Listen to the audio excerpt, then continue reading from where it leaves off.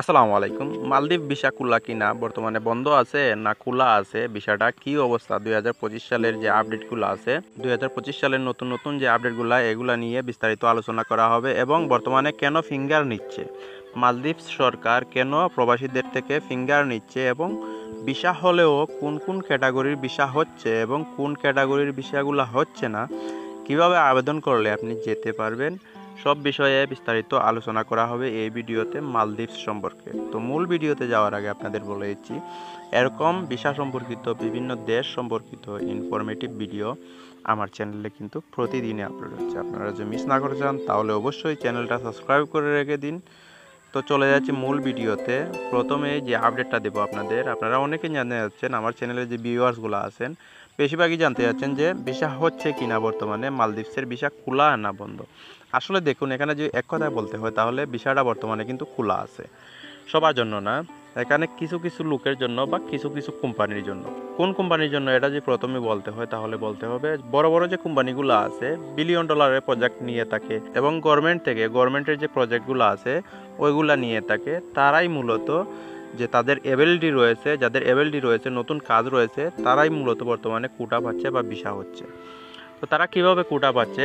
ধরুন একটা নতুন প্রজেক্ট নিল, এই প্রজেক্টে আগের যে প্রজেক্টগুলো আছে, আগের শ্রমিকগুলা এবং আগের প্রজেক্টগুলো দিয়ে কভার হয়ে গেছে, নতুন যে প্রজেক্ট নিয়েছে ওইখানে কিন্তু নতুন শ্রমিকের প্রয়োজন, তাহলে কিন্তু তাদের ভিসার প্রয়োজন, তাদেরকে কোটা দেয়, তারাই বর্তমানে লোক নিতে পারে। আর যেগুলো আছে ছোটো ছোটো ব্যবসায়ী যেগুলো আছে, যেমন ধরুন একটা রেস্টুরেন্ট দিল, 5 জন লোকের বা 5 জন বর্তমানে কর্মচারীর প্রয়োজন, তাদেরকেই অনুমোদন দেয় সরকার যে তারা লোক নিতে পারবে।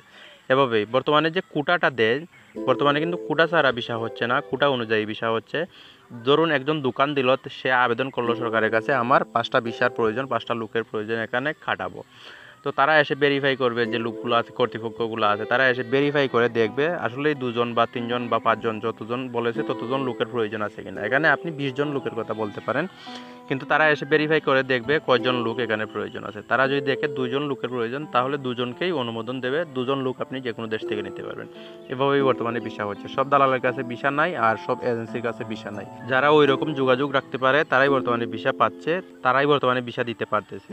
তো এভাবেই কিন্তু প্রতারণা হচ্ছে। দালাল নিয়ে বসে আছে 50 জন লোকের কাছ থেকে টাকা, সে ভিসা পেয়েছে মাত্র 2টা বা 3টা, সে কিভাবে এত লোককে ভিসা দিবে? তো বর্তমানে এভাবেই প্রতারণা হচ্ছে, যে ভিসাগুলো পাচ্ছে ওই 2-3 জনকে ভিসা দিচ্ছে আর বাকিদেরকে ওয়েট করাচ্ছে। ওয়েট করা ছাড়া বর্তমানে আর কোনো পন্থা নাই। তো আপনার যদি দালাল ভালো হয়ে থাকে, ওই রকম লিঙ্ক আপ থাকে, তাহলে আপনি ভিসা পেতে পারেন, না হলে ওয়েট করতে পারেন। তো বললাম তো, কোটা অনুযায়ী ভিসা হচ্ছে, দালাল ভালো হতে হবে। ফিঙ্গার কেন নিচ্ছে এটা নিয়ে যে আলোচনা করতে হয়। ফিঙ্গার নিচ্ছে মূলত আপনারা জানেন, মালদ্বীপসে যে প্রবাসীরা কাজ করে থাকে, বিদেশি শ্রমিক যারা আছে তারা কাজ করে থাকে, তাদের হিসাব নেওয়ার জন্যই কিন্তু সরকার থেকে এই পদক্ষেপটা নেওয়া হয়েছে, কতজন বিদেশি লোক তাদের দেশে কাজ করে থাকে এটা হিসাব করার জন্য বর্তমানে এই ফিঙ্গার নেওয়া চালু করেছে। ফিঙ্গারের মাধ্যমে সঠিক যে কাউন্টটা, সঠিক যে গণনাটা এটা হবে, এর জন্য সব জায়গা থেকেই কিন্তু নিচ্ছে। এখানে যে শুধুমাত্র বাংলাদেশিদের কাছ থেকে নিচ্ছে ফিঙ্গার এমনটা নয়, যারাই রয়েছে, পাকিস্তানি রয়েছে, তারপর ইন্ডিয়ান রয়েছে, পাকিস্তানি রয়েছে, বাংলাদেশি রয়েছে, নেপালি রয়েছে, সবার কাছ থেকে কিন্তু ফিঙ্গার নিচ্ছে।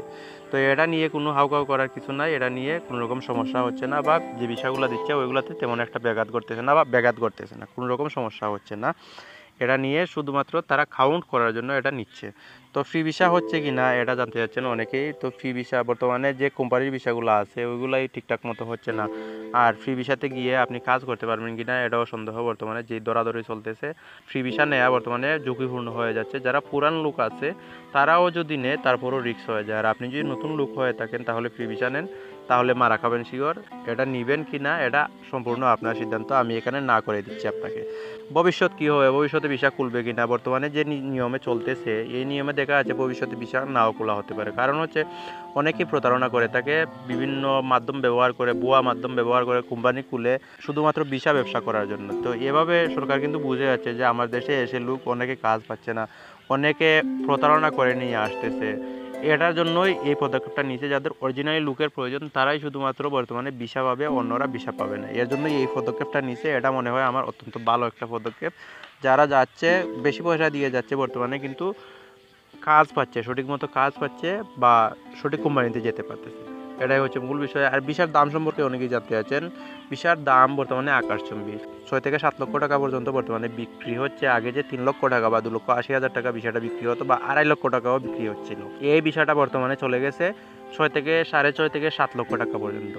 এটা একেবারে 100% শিওর, আমি ভেরিফাই করে বলতেছি। আমি অনেকজনের সাথে কথা বলেছি, বলে এই রেটটা জানতে পেরেছি। বর্তমানেও কিন্তু লোক আসতেছে, অহরহ লোক আসতেছে। এটা আপনারা যদি একটু ভালোভাবে খেয়াল রাখেন তাহলে দেখতে পাবেন ভিসা কোনোভাবেই বন্ধ নয়। ভিসা কোটা অনুযায়ী হচ্ছে, নির্ধারিত কোম্পানিতে হচ্ছে, নির্দিষ্ট কোম্পানিতে হচ্ছে।